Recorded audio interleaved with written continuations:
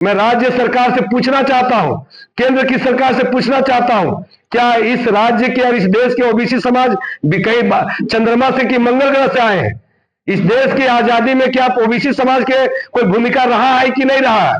क्या ओबीसी समाज के लोगों ने राज्य की आंदोलन में और देश की आजादी में बलिदान दिए हैं कि नहीं दिए हैं? आखिर इस तरह से व्यापक भेदभाव आरक्षण में क्यों? हमारे बच्चों के भविष्य के साथ खिलवाड़ क्यों? बहुत हो चुका है।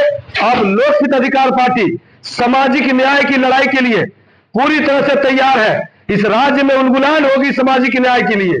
अनियमित बिजली का जो अभी बिल आ रही है स्मार्ट मीटर के द्वारा, टीम के द्वारा निर्णय हुआ है कि उसके लिए हम लोग आंदोलन करेंगे प्रत्येक जिला स्तर में और प्रखंड स्तर में।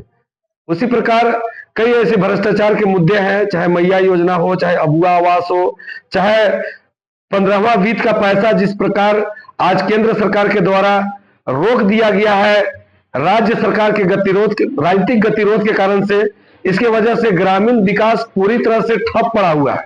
ग्रामीण सड़कें जर्जर होती जा रही है, कहीं पर भी पीने की पानी की सुविधा, नल जल योजना पूरे तरह से बंद पड़ा हुआ है। मेंटेनेंस के अभाव में चापाकल सूख गया है। तो मैं कह सकता हूं कि ये राज्य सरकार और केंद्र सरकार की आपसी राजनीतिक गतिरोध के कारण से आर्थिक फंडिंग के अभाव में पूरी तरह से विकास चौपट पड़ा हुआ है। आए दिन हत्या, लूट, बलात्कार जैसी घटनाएं इस राज्य के अंदर में, जैसे अपराध की बोलबाला हो चुकी है, अपराधियों का मनोबल बढ़ा हुआ है। इन विषयों पर भी हमारे पार्टी के द्वारा आंदोलन करने की रूपरेखा बनी है। और जो हमारा मूल जो विषय है कि सामाजिक न्याय के तर्ज पर इस राज्य में और पूरे देश में जाति जनगणना को मुखर होकर के हम लोग ने मांग के द्वारा हम लोग आंदोलन करेंगे। साथ ही जो अभी ओबीसी आरक्षण की बात आ रही है, ओबीसी बच्चों को अभी स्कॉलरशिप रोक दिया गया, ये बहुत ही निंदनीय और दुर्भाग्य की घटना है। दुर्भाग्य घटना है, एक मिनट, दुर्भाग्य घटना है कि आज ओबीसी आरक्षण को, विद्यार्थियों का ओबीसी आरक्षण को रोक दिया गया है। एक तरफ से ट्राइबल जो है उनका आरक्षण मिल रहा है, उनका स्कॉलरशिप आ रहा है। तो मैं राज्य सरकार से भी कहना चाहूंगा कि ये दुर्भावनात्मक जो विद्यार्थी है, जो इस देश का राज्य का भविष्य है, इनके साथ जिस तरह से भेदभाव किया जा रहा है, ये अत्यंत निंदनीय और दुर्भाग्यपूर्ण है। राज्य सरकार पूरे समुदाय की सरकार होती है, पूरे राज्य की सरकार होती है, और यहाँ कैटेगरी वाइज भेदभाव जो इस तरह से राज्य सरकार के द्वारा हो रही है, मैं लोकहित अधिकार पार्टी के प्रदेश अध्यक्ष के नाते मैं इसकी घोर निंदा करता हूं, आलोचना करता हूं। और इसके लिए हम लोग एक धारदार आंदोलन के लिए हम लोग रणनीति बना रहे हैं।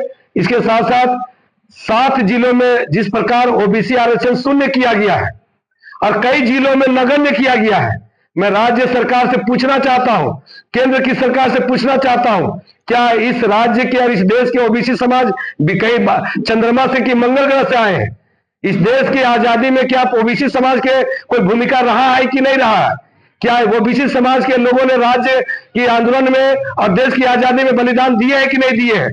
आखिर इस तरह से व्यापक भेदभाव आरक्षण में क्यों? हमारे बच्चों के भविष्य के साथ खिलवाड़ क्यों?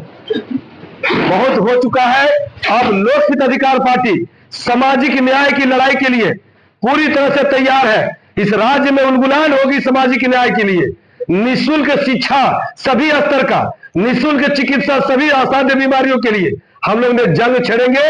और स्थानीय मुद्दों, चाहे बिजली का मुद्दा हो, चाहे सड़क बिजली पानी की मुद्दा हो, चाहे ग्रामीण विकास की मुद्दा हो, चाहे जेएलसी और जेपीएससी में हुआ भ्रष्टाचार का मुद्दा हो, आज पूरी सीट को पूरी बेशर्मी के साथ राज्य सरकार के संरक्षण में युवाओं के भविष्य के साथ खिलवाड़ हो रही है, बेचा जा रहा है। आज निजीकरण के बहाने पूरे कॉर्पोरेट लोगों को बढ़ावा दिया जा रहा है। इन तमाम विषयों पर आज हम लोग ने प्रदेश और जिला के संयुक्त बैठक में हम लोग ने एक साझा रणनीति बनाया है, और बहुत जल्द हम लोग सदस्यता अभियान के माध्यम से हम लोग आंदोलन भी पूरे प्रखंड और जिला स्तर में करने का रूपरेखा तैयार किया है।